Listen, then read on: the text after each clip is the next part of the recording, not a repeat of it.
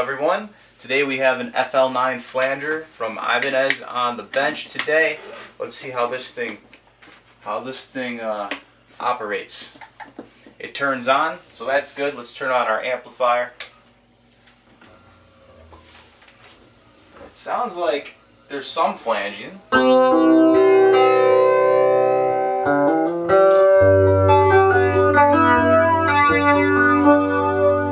Okay, let's look at these controls here.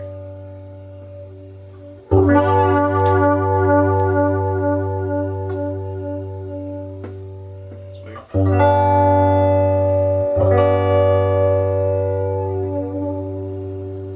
That sounds like it's controlling speed more than the delay time.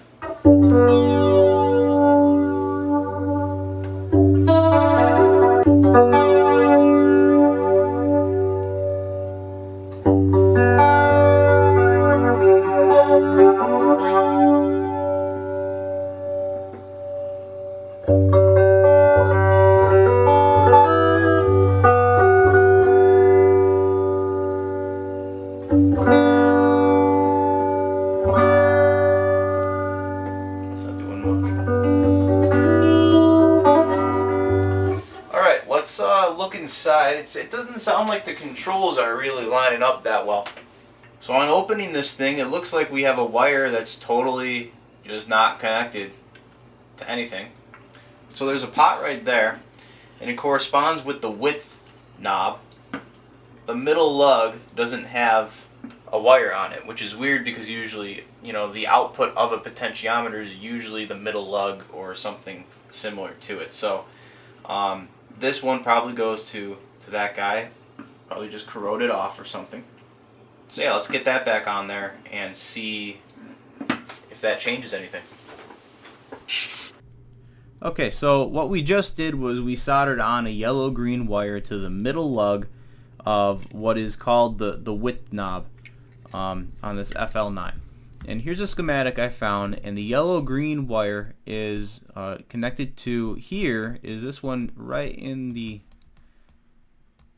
here, but it's connected to delay time. It's still connected to the middle lug, but this says delay time. And so that's interesting. So at the moment, the color scheme for what I have as the width knob is red, yellow, green, and black. And over here, the width knob should be purple, orange, and some sort of black color. So that's wrong, but it is supposed to be. It's also supposed to be 100. So there's some differences between what's reality and what the schematic says.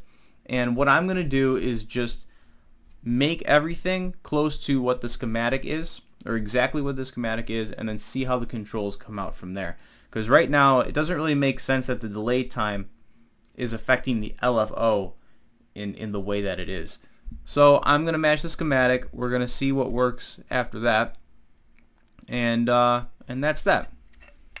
It actually looks like the potentiometers are all correct, meaning that all the correct colors are going to the correct potentiometers. It's just that the placement of the potentiometers is wrong.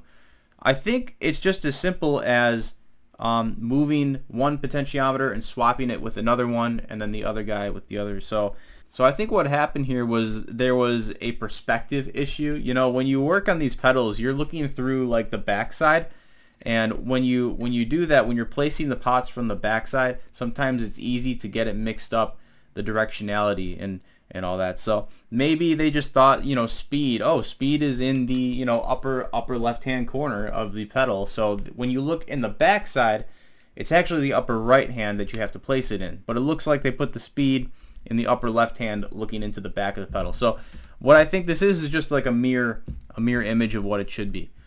All right, so we've switched around the potentiometers, and hopefully they all line up now. Let's see if it works.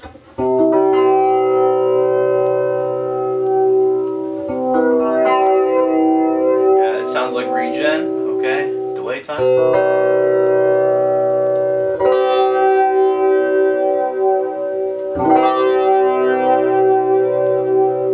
Sounds like delay time, something like that.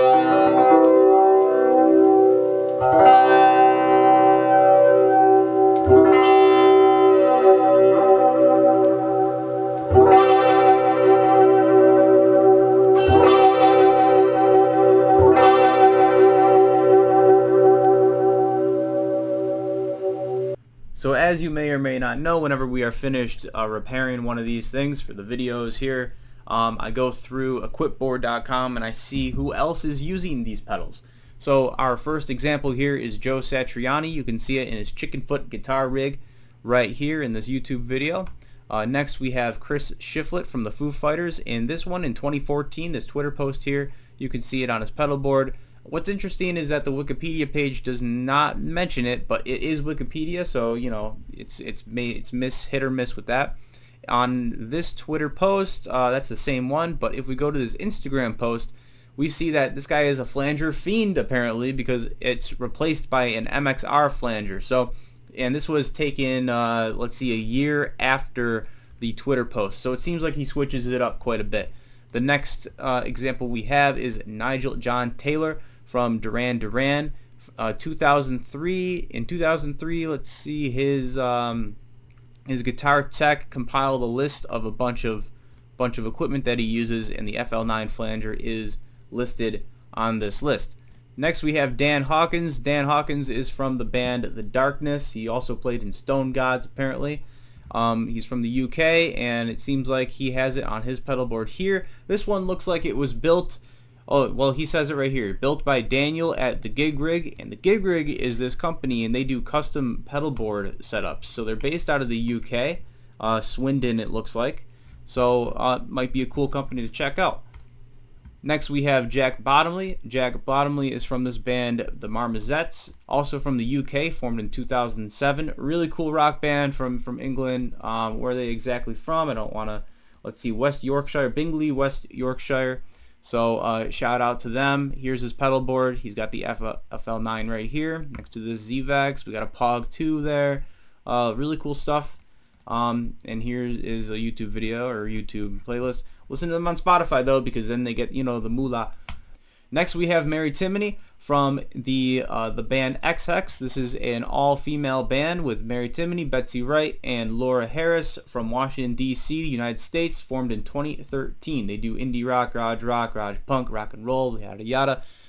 They have a couple albums out. Look them up. Here is the interview with Mary Timony where she explains that she has an Ibanez FL-9 right here, and it's modified to self-oscillate. So that's a really cool modification to look up if you guys want to take a look at that. Anyway, thanks for watching. Please like and subscribe, and have a good day.